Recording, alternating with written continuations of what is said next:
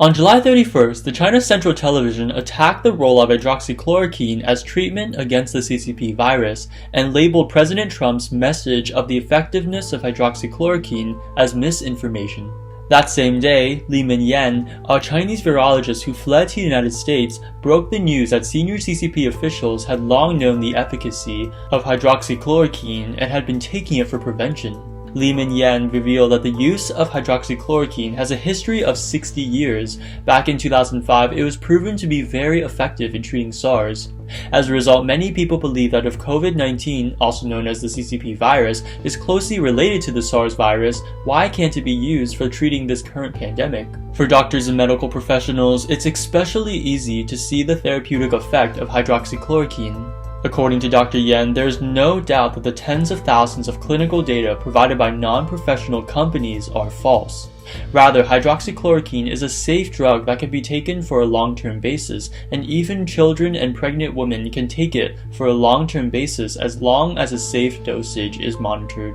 She also takes hydroxychloroquine every day for prevention. Dr. Yan then broke the news that the senior officials in China are aware of the effectiveness of hydroxychloroquine on the CCP virus, as senior CCP officials and doctors in some military hospitals are also taking it. However, most Chinese people are unaware, including the frontline medical staff who face high risks. As to why the CCP isn't making this information publicly available, Li-Meng Yan explained, "The CCP wants people to believe that the CCP virus has no cure and no specific medicine.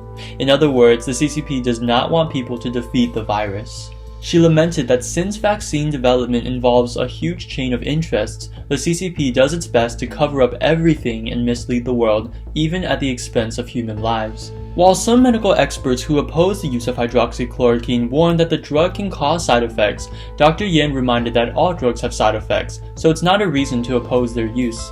In emergency situations, hydroxychloroquine is currently the best medicine for treatment and prevention, so why can't hydroxychloroquine be used when there's no vaccine or no better alternatives? Dr. Yan later suggested that patients with heart problems should consult their doctor about the method of consumption. Research confirms that hydroxychloroquine reduces the death rate from CCP virus. On May 18th, US President Trump publicly stated that he had taken hydroxychloroquine for a week and a half without any recommendations or discouragements from the White House doctors. Yet Trump hasn't noticed any symptoms of side effects.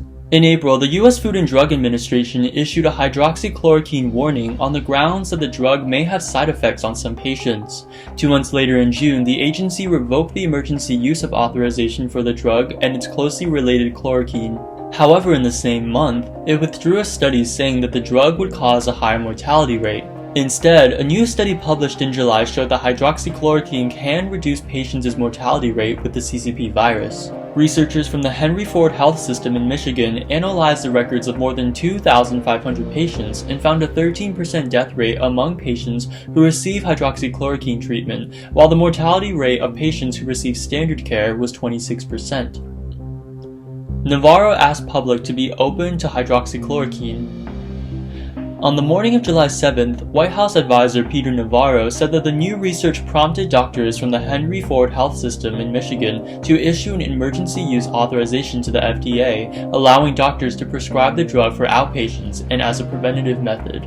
As India already acknowledges the effectiveness of hydroxychloroquine, he asked reporters to remain open to the drug, accusing some media and medical professionals of politicizing it after Trump's promotion of the drug.